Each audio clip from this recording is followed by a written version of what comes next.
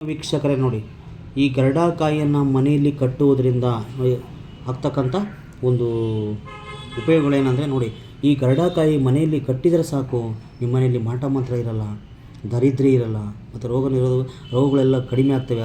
ಅದರ ಜೊತೆಗೆ ವಾಸ್ತುದೋಷ ನಿವಾರಣೆ ಆಗುತ್ತೆ, ನರದೃಷ್ಟಿ ಅನ್ನೋದಿರಲ್ಲ, ವ್ಯಾಪಾರದಲ್ಲಿ ಅಭಿವೃದ್ಧಿ ಜಾಸ್ತಿ ಆಗುತ್ತೆ, ಮತ್ತು ಇನ್ನೊಂದು ಬಾಲಗ್ರಹ ಅನ್ನೋದು ನಿವಾರಣೆ ಆಗುತ್ತೆ, ಮತ್ತು ಮನೆಯಲ್ಲಿ ಏನೋ ಸಮಸ್ಯೆಗಳು ಪದೇ ಪದೇ ಕಂಡು ಬರೋದು ಕೂಡ ಎಲ್ಲದಕ್ಕೂ ಬಂದಾಗುತ್ತೆ ಸ್ನೇಹಿತರೆ. ನೋಡಿ, ಇದನ್ನು ಪೂಜೆ ವಿಧಾನ ಹೇಳ್ತೀನಿ ಕೇಳಿ. ಒಂದು ಕೆಂಪು ಬಟ್ಟೆಯನ್ನು ತಗೊಳ್ಳಿ, ಅದರೊಳಗಡೆ 11 ಗರಡಕಾಯಿಯನ್ನು ಹಾಕ್ಬಿಟ್ಟು ಅದರ ಮೇಲೆ ಅರಿಶಿಣ ಕುಂಕುಮ ಗಂಧವನ್ನು ಹಾಕ್ಬಿಟ್ಟು ಒಂದು ಹೂವು ಇದ್ರೂ ಕೂಡ ಒಂದು ಹೂವು ಇಟ್ಟುಬಿಟ್ಟು ನೀವು ಒಂದು ಮಂತ್ರವನ್ನು ಹೇಳ್ಬೇಕು. ಅದ್ರ ಮೇಲೆ ಒಂದು ಯಾವ ಮಂತ್ರಪ್ಪ ಅಂತ ಹೇಳ್ತೀನಿ, ನೀವು ಆ ಮಂತ್ರವನ್ನು ಕೂಡ ಅಲ್ಲಿ ಹೇಳ್ಬೇಕಾಗುತ್ತೆ. ಆ ಮಂತ್ರ ನೋಡಿ, ಆ ಮಂತ್ರವನ್ನು ನೀವು ಪ್ಲೇ ಮಾಡಬೇಕಾಗುತ್ತೆ.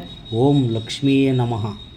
ನೋಡಿ, ಈ ಮಂತ್ರವನ್ನು 108 ಬಾರಿ ಹೇಳಿ. ನೀವು 108 ಬಾರಿ ಹೇಳಿಬಿಟ್ಟು ಇದನ್ನು ಫೋಲ್ಡ್ ಮಾಡಿ, ಆಮೇಲೆ ಇದಕ್ಕೊಂದು ದಾರ ಕಟ್ಟಿಬಿಟ್ಟು ನೋಡಿ, ನಿಮ್ಮ ಮನೆಯ ಹೊಸ್ತಿಲ ಒಳಗಡೆ ಇದನ್ನು ಕಟ್ಟೋದ್ರಿಂದ ನಿಮ್ಮ ಮನೆಯಲ್ಲಿ ಏನೇ ಇರಲಿ, ಮಾಟ ಮಂತ್ರ ಇರಲಿ, ದಾರಿದ್ರ್ಯ ಇರಲಿ, ರೋಗಗಳು ಯಾವುದೇ ಥರ ಬರ್ತಾಯಿದ್ರು ಕೂಡ ಅದು ನಾಶ ಮಾಡುತ್ತೆ, ವಾಸ್ತುದೋಷ ನಿವಾರಣೆ ಮಾಡುತ್ತೆ. ನೋಡಿ, ನಿಮ್ಮ ಮನೆಯಲ್ಲಿ ಇನ್ನೊಂದು ನರದೃಷ್ಟಿ ಇದ್ದರೂ ಕೂಡ ಅದು ಕೂಡ ನಿವಾರಣೆ ಮಾಡುತ್ತೆ. ವ್ಯಾಪಾರ ಅಭಿವೃದ್ಧಿಯಲ್ಲಿ ಕೂಡ ನಿಮಗೆ ಆದಷ್ಟು ಲಾಭವನ್ನು ತಂದು ಕೊಡುತ್ತೆ. ನೋಡಿ, ಬಾಲಗ್ರಹ ನಿವಾರಣೆ ಮಾಡುತ್ತೆ. ನಿಮ್ಮ ಮನೆಯಲ್ಲಿ ಏನೇ ಸಮಸ್ಯೆ ಇದ್ದರೂ ಕೂಡ 108 ಸಮಸ್ಯೆಗಳಿಗೆ ಈ ಗರಡಕಾಯಿ ಒಂದೇ ಮದ್ದು.